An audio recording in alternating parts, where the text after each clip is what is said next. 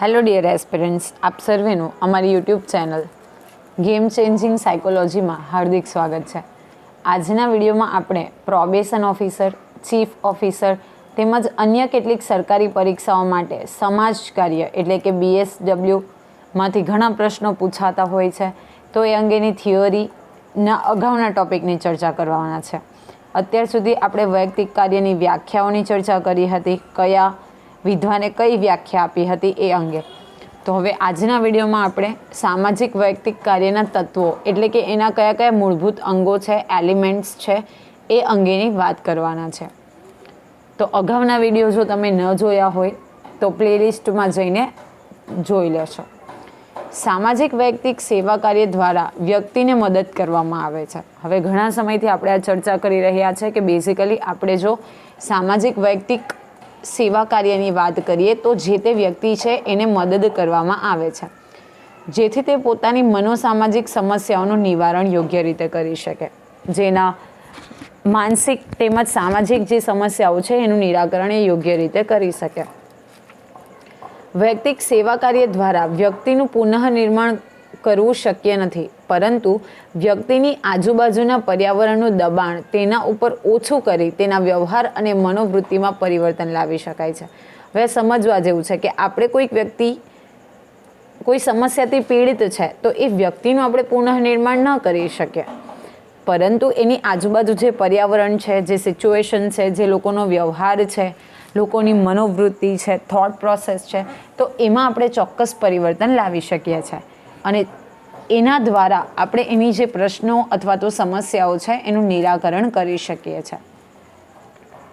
હવે ખૂબ અગત્યનું છે, અહીંયાથી તમને પ્રશ્ન પૂછાઈ શકે. આપણે અપકમિંગ વિડીયોઝમાં પ્રશ્નોની ચર્ચા કરવાના છે, તો એમાં આપણે ડિસ્કશન કરીશું કે વૈયક્તિક સેવા કાર્યના તત્વોનું વર્ણન કોણે કર્યું છે. તો પર્લમેન નામના જે વિદ્વાન છે એમણે સામાજિક વૈયક્તિક સેવા કાર્યના જે તત્વો છે એટલે કે મૂળભૂત અંગો છે તો એ અંગેનું વર્ણન કર્યું છે.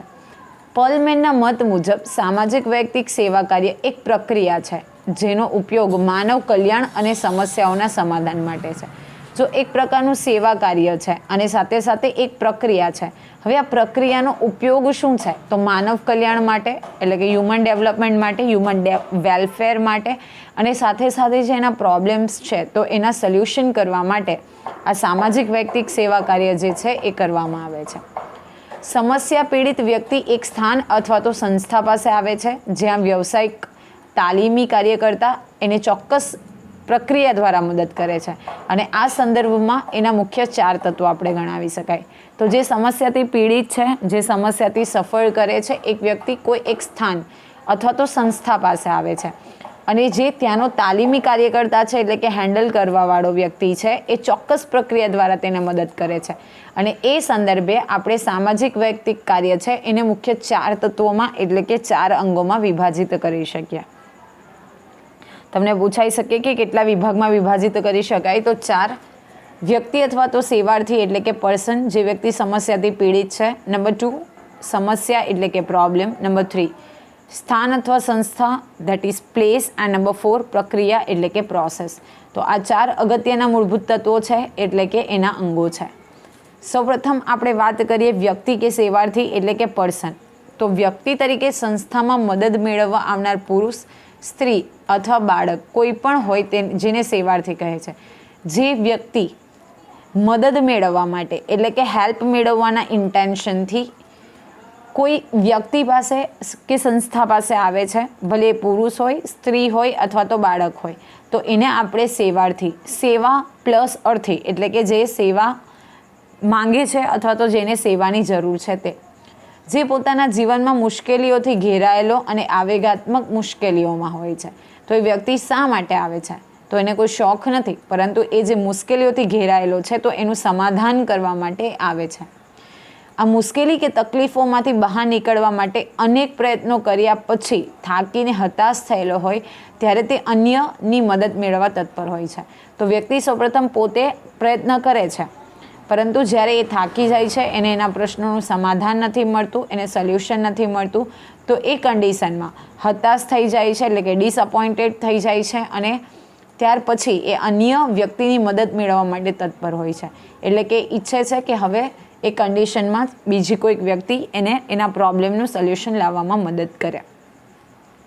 હવે એક બીજી વ્યાખ્યા છે ઇમેન્યુઅલ ડ્રોપના મત મુજબ. તો એઓના મતે સેવાર્થી એટલે કે વ્યાવસાયિક મદદની શોધમાં છે તથા જે કોઈ સામાજિક સંસ્થા દ્વારા નિયત સમાજ કાર્યકર દ્વારા સેવા કે મદદ મેળવે છે. એટલે કે એક એવી વ્યક્તિ જે વ્યાવસાયિક મદદની શોધમાં છે અને એ કોઈક સામાજિક સંસ્થા અથવા તો નિયત સમાજ કાર્યકર એટલે કોઈ હેલ્પર છે, સામાજિક વર્કર છે અથવા તો હેલ્પર છે, એની પાસે સેવા કે મદદ મેળવે છે તો એને સેવાર્થી કહી શકાય. એવી વ્યાખ્યા ઇમેન્યુઅલ ડ્રોપ નામના વિદ્વાને આપી છે. સામાજિક સંસ્થામાં આવનાર સેવાર્થી અન્ય વ્યક્તિ જેવો જ હોય છે. તેની ભાષા, સંસ્કૃતિ અન્ય સેવાર્થી જેવી જ હોય છે, પરંતુ તેમ છતાં કેટલીક ભિન્નતાઓ હોય છે. એટલે કે જે સામાજિક સંસ્થામાં મદદ અર્થે આવે છે તો એ વ્યક્તિ અન્ય વ્યક્તિ જેવો જ હોય છે. તેની ભાષા, એની સંસ્કૃતિ એ પણ અન્ય લોકો જેવી જ હોય છે, પરંતુ છતાં પણ તેમાં કેટલીક ભિન્નતા અથવા તો આપણે તફાવત જોઈ શકીએ છીએ. આ ભિન્નતા ત્યારે જ સ્પષ્ટ થાય છે જ્યારે સેવાર્થીને એક વ્યક્તિ તરીકે જોવાનો પ્રયત્ન કરવામાં આવે છે. ત્યારે તેના વ્યક્તિત્વના સાંવેગિક તેમજ માનસિક ગુણોમાં વિભિન્નતા હોય છે. તો જનરલી આપણે ક્યારે એ બે વચ્ચે જે ડિફરન્સ છે એ ઓળખી શકીએ તો જ્યારે આપણે તેને એક વ્યક્તિ તરીકે જોવાનો પ્રયત્ન કરીએ, એક માનવ દ્રષ્ટિકોણથી એને જોવાનો પ્રયત્ન કરીએ તો જ આપણને એમાં શું ભિન્નતા છે એ અંગેની માહિતી મળી શકે. સાથે સાથે જો આપણે એવી રીતે ઓબ્ઝર્વ કરીએ તો તેના સાંવેગિક એટલે કે એની ફિલિંગ્સ, સંવેદના રિલેટેડ જે મેટર છે એ, અને માનસિક ગુણો એટલે કે જે મેન્ટલી વર્ચ્યુઝ છે અથવા તો મેન્ટલી જે ગુણ છે એમાં ભિન્નતા હોય છે. પરંતુ મોટે ભાગે તે પ્રત્યેક પરિસ્થિતિમાં યોગ્ય આંતરક્રિયા કરે છે. પરંતુ જ્યારે આપણે એને કોઈ પરિસ્થિતિમાંથી પસાર કરીએ, કોઈ પ્રશ્ન પૂછીએ તો એ યોગ્યપણે આંતરક્રિયા કરે છે, એટલે કે રિએક્શન્સ કરે છે. સેવાર્થીની સમસ્યા સામાજિક, મનોવૈજ્ઞાનિક, સાંવેગિક હોય તો પણ તે પ્રત્યેક પરિસ્થિતિમાં શારીરિક, મનોવૈજ્ઞાનિક અને સામાજિક વિશેષતાઓ સાથે પ્રક્રિયા કરે છે. કોઈ પણ પ્રકારની પ્રક્રિયા હોય, ભલે તે સામાજિક પ્રક્રિયા હોય, મનોવૈજ્ઞાનિક પ્રક્રિયા હોય કે સાંવેગિક પ્રક્રિયા હોય, પરંતુ એ યોગ્ય પ્રક્રિયા કરે છે, એટલે કે યોગ્ય પ્રતિક્રિયા કરે છે. સેવાર્થીના વ્યક્તિત્વને સંપૂર્ણપણે જોવામાં આવે છે તેના વ્યક્તિત્વના ભૌતિક, સામાજિક, સાંસ્કૃતિક, મનોવૈજ્ઞાનિક પાસાઓ એકબીજાની સાથે એકરૂપ થઈ સંબંધ ધરાવે છે. કોઈ પણ વ્યક્તિ હોય, ગમે એટલી સમસ્યા તે ઘેરાયેલો હોય, પરંતુ એ ભૌતિક, સામાજિક, સાંસ્કૃતિક, મનોવૈજ્ઞાનિક એ એકબીજાની સાથે, બધા પાસાઓ એકબીજાની સાથે સંબંધ ધરાવતા હોય છે. સેવાર્થીનું વ્યક્તિત્વ ભૂતકાળના અનુભવો, વર્તમાન સમયના પ્રત્યક્ષીકરણો તેમજ પ્રતિક્રિયાઓ તેમજ ભાવિ આશાઓ અને સપનાઓનું સંગમ સ્થાન હોય. કોઈ પણ વ્યક્તિ હોય, ભલે એ સેવાર્થી હોય કે બીજી કોઈ વ્યક્તિ હોય, તો એ પોતાનું જે એનું વ્યક્તિત્વ છે એ ભૂતકાળના અનુભવોને આધારે ઘડાયેલું હોય. વર્તમાન સમયના જે પ્રત્યક્ષીકરણ છે, વર્તમાન સમયની જે પરિસ્થિતિ છે તો એને આધારે, તેમજ જે પ્રતિક્રિયાઓ છે એટલે કે જે એ રિસ્પોન્ડ કરે છે, સાથે સાથે ભવિષ્યની આશાઓ અને સ્વપ્નાઓ, આ બધાનું સંગમ સ્થાન હોય છે કે એટલે કે આ બધાનો સમન્વય આપણે એમાં જોઈ શકીએ છીએ.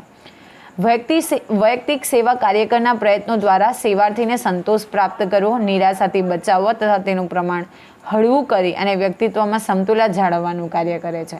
જો કે તેનો આધાર વૈયક્તિક સેવા કાર્યકરની પ્રણાલી પર નિર્ભર છે. કોઈ પણ વ્યક્તિ મદદ માટે આવે તો એને સંતોષ પ્રાપ્ત થવો અથવા તો એને નિરાશાથી બચાવવા અને એની જે મુશ્કેલી છે એનું પ્રમાણ હળવું કરવું એ એનું મુખ્ય કાર્ય છે. વૈયક્તિક સેવા કાર્યકર સેવાર્થીની સમસ્યાને ઉકેલવા માટે તેની કેટલીક જાણકારી મેળવવા માંગે છે. હવે સીધી વસ્તુ છે કે કોઈક વ્યક્તિ બીજી વ્યક્તિને મદદ કરવા માંગે છે તો સૌપ્રથમ એ કેટલીક જાણકારી મેળવવા માંગે છે.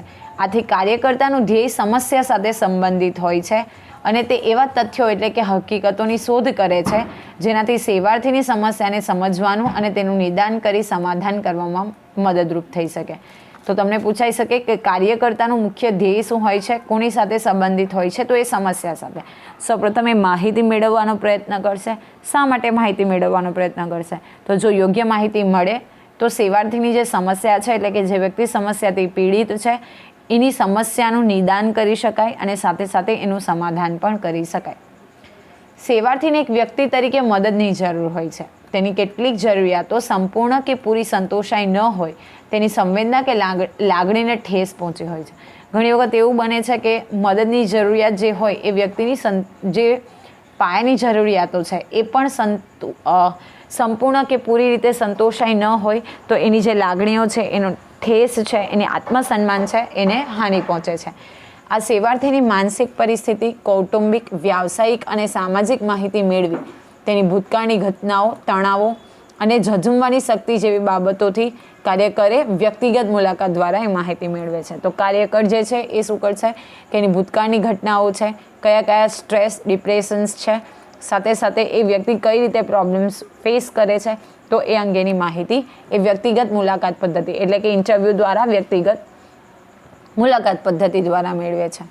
સામાજિક કાર્યકર સેવાર્થી સાથે મુલાકાત કરીને તેની સાથે ગાઢ સંબંધ પ્રસ્થાપિત કરે છે અને સેવાર્થીનો વિશ્વાસ સંપાદન કરી એટલે કે ગેઇન કરી મેળવી મુલાકાત દરમિયાન સેવાર્થીનું નિરીક્ષણ કરી તેના વ્યવહાર અને પ્રતિક્રિયાનો સમજવાનો પ્રયત્ન કરે છે. કે અગત્યનું છે, જ્યારે કોઈ સામાજિક કાર્યકર છે એ સેવાર્થીને રૂબરૂ મળે છે તો તેની સાથે સૌપ્રથમ તો એક રેપો એસ્ટાબ્લિશ કરશે, એટલે કે એક પ્રકારનો સંબંધ જે છે એ પ્રસ્થાપિત કરશે, જેથી કરીને એનો વિશ્વાસ જીતી શકાય અને સાથે સાથે જે પ્રોબ્લેમ છે એનું સમાધાન એટલે કે સોલ્યુશન પણ લાવી શકાય. સામાજિક કાર્યકર સેવાર્થીના સમગ્ર વ્યક્તિત્વનો સ્વીકાર કરવો જોઈએ. હવે સામાજિક કાર્યકરની આપણે વાત કરીએ તો જે પણ વ્યક્તિ છે, જે સેવાર્થી છે, એના સમગ્ર વ્યક્તિત્વનો એણે સ્વીકાર કરવો જોઈએ. તેના સારા અને ખરાબ તમામ પાસાને સ્વીકારી તેના મિત્ર અને માર્ગદર્શક બંનેની લાગણીઓ અને ઈચ્છાઓનો સ્વીકાર કરે તેવું સેવાર્થી છે. હવે કોઈ પણ સેવાર્થી હોય તો એને સ્વીકારે, એના પોઝિટિવ આસ્પેક્ટ્સને, નેગેટિવ આસ્પેક્ટ્સને, બધી વસ્તુઓ છે એટલે કે સારા અને ખરાબ બંને પાસાને સ્વીકારી અને સાથે સાથે મિત્ર અને માર્ગદર્શક મળે અને એવી રીતે એક રેપો એસ્ટાબ્લિશમેન્ટ થાય એવું કોઈ પણ સેવાર્થી હોય એ એવું ઈચ્છે છે. વર્તમાન સમયમાં સેવાર્થી જે મુશ્કેલી કે સમસ્યા અનુભવી રહ્યો છે તે માટે માત્ર સેવાર્થી જ જવાબદાર ન ઠેરવતા આ સ્થિતિમાંથી સેવાર્થીને બહાર લાવવામાં પણ મદદ કરવામાં આવે એવી આશા રાખે છે.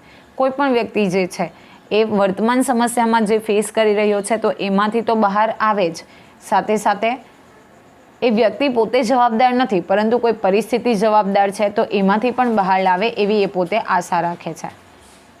અને એટલા માટે કોઈ પણ સેવાર્થી છે તો એની અંગત માહિતી ખાનગી રાખવી જોઈએ અને સેવાર્થીના જીવનના નિર્ણયો કાર્યકરોએ પોતે ન લેતા સેવાર્થીને પણ જોડી અને પછી યોગ્ય નિર્ણય લેવો જોઈએ. એટલે કે કોઈ પણ સામાજિક કાર્યકરો જ્યારે સેવાર્થીની મદદ કરે છે તો એ જે માહિતી છે એ અંગત માહિતી ખાનગી રાખવી જોઈએ. અને સાથે સાથે જે સેવાર્થી છે એ પોતે પણ ઇન્વોલ્વ થઈ અને પર્ટિક્યુલર ડિસિઝન લે એ અગત્યનું છે. ફક્ત કોઈ કાર્યકરો નિર્ણય લે તો એ યોગ્ય નથી. તો એનાથી શું થશે, જો એની પણ મદદ લેવામાં આવે એટલે કે સેવાર્થીની, તો તેનો આત્મવિશ્વાસ એટલે કે સેલ્ફ કોન્ફિડન્સ છે એ વધશે અને ધીરે ધીરે એ સેવાર્થી પોતે પોતાની સમસ્યાઓના ઉકેલ મેળવવા માટે પ્રયાસો કરશે અને વધુ આત્મવિશ્વાસ ધરાવશે એટલે કે સેલ્ફ કોન્ફિડન્સ જે છે એનામાં ગેઇન થશે. હવે આપણે વાત કરીએ તો વૈયક્તિક સામાજિક કાર્યક્રમમાં વ્યક્તિ એટલે કે સેવાર્થી મૂકે છે. અહીં પણ તમને પૂછાઈ શકે કે આપણે ઘણી બધી ચર્ચા કરી તો એનો ફલિતાર્થ શું છે, તો આપણે એવા કન્ક્લુઝન ઉપર આવી શકીએ કે જ્યારે આપણે વૈયક્તિક સેવા કાર્યની વાત કરીએ છીએ તો જે તે વ્યક્તિ અથવા તો સેવાર્થી કે જેને સેવાની જરૂર છે એ વ્યક્તિ એના સેન્ટરમાં છે, એ મુખ્ય છે. હવે બીજું જે પાસું છે, બીજી જે એલિમેન્ટ છે એ વિશેની ચર્ચા કરીએ તો એ છે સમસ્યા એટલે કે પ્રોબ્લેમ. માનવ સેવાના ઉદ્ભવથી સમાજમાં અનેક સમસ્યાઓ જોવા મળે છે. જે વ્યક્તિએ સમસ્યાનું રૂપ જુદું જુદું હોય છે. એવરીબડી હેઝ પ્રોબ્લેમ, પણ એ બધાના પ્રોબ્લેમ્સ છે એનું જે લેવલ છે, પ્રોબ્લેમ્સ જે છે, ફિલ્ડ છે, એ બધા અલગ અલગ હોય છે. એટલે કે ક્યારેક કોઈને ઘણી ઓછી સમસ્યા હોય તો કોઈને ઘણી વધારે સમસ્યા હોય, તો એનું જે સ્વરૂપ છે એ પણ જુદું જુદું હોય. કોઈકને સામાજિક સમસ્યા હોય તો કોઈને મનોવૈજ્ઞાનિક સમસ્યા હોય, કોઈને આર્થિક સમસ્યા હોય, તો એ બધા જે ફિલ્ડ છે એ વેરિયસ છે, અલગ અલગ છે. સમસ્યાઓ અનેક પ્રકારની હોય છે, જેમ કે સામાજિક, વૈયક્તિગત વગેરે. વ્યક્તિગત સમાજ કાર્યના ક્ષેત્રમાં આવી સમસ્યાઓ આવે છે જે વ્યક્તિની સામાજિક ક્રિયાઓને ગંભીર અસર કરે છે. વ્યક્તિના વ્યક્તિત્વને સ્પર્શતા કોઈ પણ પાસાઓ અંગેની સમસ્યા હોઈ શકે તો બેઝિકલી બે પ્રકારની છે. કઈ સમસ્યાઓ, તો સમસ્યાઓના કેટલા પ્રકાર છે? બે પ્રકાર. એક છે બાહ્ય પરિસ્થિતિ કે સામાજિક વાતાવરણમાંથી ઉદ્ભવતી સમસ્યા, એટલે કે બહારની સોસાયટી, સમાજ સાથે અને સામાજિક વાતાવરણમાંથી આપણને જે સમસ્યા ઉદ્ભવે છે તો એક બાહ્ય પરિસ્થિતિ અને એક છે આંતરિક, એટલે કે આપણે આપણી જાતથી જ સફર કરીએ છીએ, વ્યક્તિના વ્યક્તિત્વમાંથી જે ઉદ્ભવે છે. માનો કે કોઈક વ્યક્તિ ઓવર થિંકિંગ કરે છે, એને કારણે એને માથું દુખવું, ઓકે, બીજા કોઈક પ્રોબ્લેમમાંથી ફેસ થવું, તો એને આપણે આંતરિક પરિસ્થિતિ કહી શકીએ. પણ સમાજ સાથે સમાજમાં રહેવું છે, આવું નહીં કરી શકાય, તેવું નહીં કરી શકાય, એને કારણે જે પ્રોબ્લેમ્સ ઉદ્ભવે છે તો એને આપણે બાહ્ય પરિસ્થિતિ સાથે ઉદ્ભવતી સમસ્યાઓ તરીકે ઓળખાવી શકીએ. હવે બંને પ્રકારની જે સમસ્યાઓ છે તો એના ઘણા કારણ હોઈ શકે છે. તો માનવ સમાજની એવી કોઈ સમસ્યા નથી જે વ્યક્તિ એટલે કે સેવાર્થી દ્વારા જે તે સંસ્થામાં લાવવામાં આવી ન હોય. એટલે કે ઘણી બધી પ્રકારની સમસ્યાઓ જે છે એને સમજવું, સાથે સાથે એને સમાધાન કરવું એ કઠિન કાર્ય છે. અને એટલા માટે જ જુદી જુદી સમસ્યાઓના સંદર્ભમાં જુદી જુદી સંસ્થાઓ અસ્તિત્વમાં આવી છે. અને એટલા માટે જુદા જુદા વિદ્વાનોએ સમસ્યાની વ્યાખ્યા જુદી જુદી આપી છે. Now this is a common logic. માનો કે તમે ફીવરથી સફર કરો છો, એટલે કે તમને તાવ આવે છે, તો તમે ડૉક્ટર પાસે જશો. તમે કોઈક માનસિક પરિસ્થિતિથી ફેસ કરો છો તો તમે સાયક્રાટ્રિસ્ટ પાસે જશો.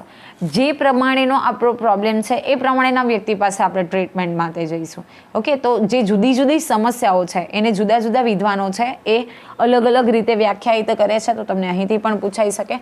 તો સૌપ્રથમ આપણે જોઈએ જેમ્સ અને બીજા કેટલાક વ્યક્તિઓએ 1963 અને 1963ના વર્ષમાં વ્યાખ્યા આપી છે. તો 1936, 1963, તો એ કઈ વ્યાખ્યાઓ છે તો એના વિશે આપણે ચર્ચા કરીએ. એ ટોટલ મળીને અહીં તમને 374 જેટલી વ્યાખ્યાઓ આપવામાં આવી છે. તો જ્યારે એક વ્યક્તિ અગાઉની શીખેલી ટેવો અને પ્રેરણાઓ અને સાથે સાથે નિયમોને પહોંચતી વળતો નથી ત્યારે તે સમસ્યાત્મક પરિસ્થિતિ ઉદ્ભવે છે. કેટલીક શીખેલી ટેવો છે, માનો કે કોઈક વ્યક્તિ ફોર એક્ઝામ્પલ કે સ્મોકિંગ કરે છે અને એ વસ્તુથી યુઝ ટુ છે, એટલે કે એ ટેવાયેલો છે. તો હવે એ જો એ વસ્તુની પૂર્તિ ન થાય, એટલે કે એને પર્ટિક્યુલર ટાઈમ માટે સ્મોકિંગ કરવાનું ન મળે તો એને પ્રોબ્લેમ થાય. સાથે સાથે કેટલીક પ્રેરણા છે, કેટલાક નિયમો જે આપણે બનાવેલા છે, તો એ નિયમોને જ્યારે આપણે પહોંચી નથી શકતા તો ત્યારે આપણે પરિસ્થિતિ જે ઉદ્ભવે છે તો એક સમસ્યા છે. ડનકાર કે નામના જે વિદ્વાન છે એમણે કુલ 23 જેટલી વ્યાખ્યાઓ આપી છે. તેઓ કહે છે કે સમસ્યા ત્યારે ઉદ્ભવે છે જ્યારે જીવિત વ્યક્તિ કોઈ ચોક્કસ ઉદ્દેશ્ય એટલે કે ધ્યેય રાખે છે, પરંતુ ધ્યેય અને ઉદ્દેશને કઈ રીતે પ્રાપ્ત કરવો એની જાણકારી હોતી નથી. ફોર એક્ઝામ્પલ, તમે ગવર્મેન્ટ એક્ઝામ્સની તૈયારી કરી રહ્યા છો, તમારો એમ છે, તમારું ગોલ છે કે તમારે એક્ઝામ ક્લિયર કરવી છે, એ તમારું ચોક્કસ ઉદ્દેશ્ય છે, પણ જે પાસ કેવી રીતે કરવી એની તમને જાણકારી નથી. તો એને કારણે જે સમસ્યા ઉદ્ભવે છે એવી એક વ્યાખ્યા ડનકાર કે નામના જે વિદ્વાન છે એ આપે છે. હવે આ પણ અગત્યનું છે કે બેઝિકલી આપણે જો સમસ્યાના ઉદ્ભવ માટેના કારણો જોઈએ તો કયા કયા કારણોને કારણે સમસ્યાનો ઉદ્ભવ થાય, તો વર્તમાન પરિસ્થિતિમાં અસંતોષ, જે આપણે પ્રેઝન્ટ લાઈફ જીવીએ છીએ એમાં આપણને સેટિસ્ફેક્શન નથી તો સમસ્યા ઉદ્ભવે છે. વર્તમાન પરિસ્થિતિમાં પરિવર્તન કે બદલાવ લાવવો અને કોઈ ચોક્કસ ઉદ્દેશ્ય પૂરો કરવો. જે વર્તમાન પરિસ્થિતિ છે એમાં પરિવર્તન લાવવું, એમાં ચેન્જીસ લાવવા અને સાથે સાથે નિશ્ચિત ઉદ્દેશ્ય જે છે એની પૂર્તિ કરવી. કોઈ ચોક્કસ ઉદ્દેશ્યની પૂર્તિ માટે સકારાત્મક પ્રયત્નો છતાં તે ઉદ્દેશની પૂર્તિ ન થવી. તમે ઘણી મહેનત કરો છો છતાં તમે એક્ઝામ્સ ક્લિયર નથી કરી શકતા, તો that will be problem for you. Okay, જે વૈયક્તિક સમાજ અને કાર્યકર પાસે સંબંધિત જે આપણા પ્રોબ્લેમ્સ છે એની જાણકારી અવશ્ય હોવી જોઈએ. કઈ તો સામાજિક વૈયક્તિક સેવા કાર્યમાં એવી સમસ્યાઓને તપાસવામાં આવે છે જે સામાજિક આંતરક્રિયા દ્વારા પ્રભાવિત થાય છે. અગેન ઇમ્પોર્ટન્ટ, કેવી જે સમસ્યાઓ છે એનો અભ્યાસ કરવામાં આવે છે. તો જે સામાજિક આંતરક્રિયા એટલે કે સમાજ સાથે આપણે જ્યારે ડીલ કરતા હોઈએ તો એને લઈને જે ઉદ્ભવે છે એ સમસ્યાનો અભ્યાસ કરવામાં આવે છે.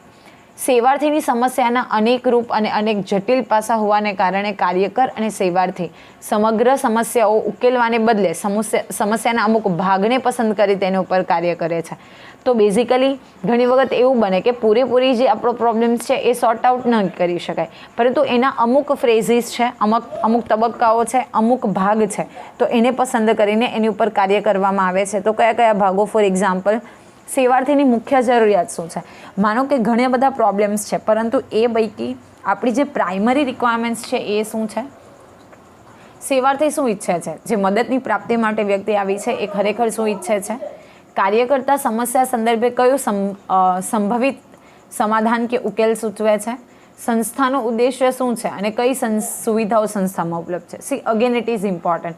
માનો કે કોઈક વ્યક્તિ શિક્ષણ રિલેટેડ સમસ્યાઓથી પીડાય છે, તો જે તે સંસ્થાની મદદ કરવા તો ઈચ્છે છે, પરંતુ એ શિક્ષણની સુવિધા જે તે સંસ્થામાં ઉપલબ્ધ છે કે કેમ, તો એ પણ જરૂરી છે. સાથે સાથે કાર્યકરે સમસ્યાના એવા ભાગ ઉપર પોતાનું ધ્યાન કેન્દ્રિત કરવું જોઈએ જેથી સેવાર્થી તેને અગત્યનું માને અને ત્યાંથી જ પોતાનું કામ શરૂ કરે. સમસ્યા હંમેશા શ્રેણીઓના રૂપમાં પ્રતિક્રિયા કરે છે. કોઈ એવી સમસ્યા કે જે વ્યક્તિમાં સામાજિક માનસિક અસમાયોજન ઉત્પન્ન કરતી હોય, જેનાથી અન્ય સમસ્યાઓમાં ઉત્પન્ન થાય. દાખલા તરીકે બેકારીની સમસ્યા તો વ્યક્તિગત, કૌટુંબિક, સામાજિક અને આર્થિક સમસ્યાઓ પણ ઉત્પન્ન કરે. માનો કે કોઈક વ્યક્તિ બેકાર છે, અનએમ્પ્લોયડ છે, તો એક વ્યક્તિગત તો એ પ્રોબ્લેમમાં છે, સાથે સાથે એની સીધી અસર કુટુંબ ઉપર થાય છે, કુટુંબની સીધી અસર સમાજ ઉપર થાય છે, સમાજની સીધી અસર દેશ ઉપર થાય છે, અને દેશની સીધી અસર જે છે એ આપણી ઇકોનોમી એટલે કે અર્થતંત્રને પણ થાય છે. તો એ શું છે, એક શ્રેણીના રૂપમાં કાર્ય કરે છે. ઓકે, તો એ પણ ધ્યાન રાખવું ઘટે અહીં.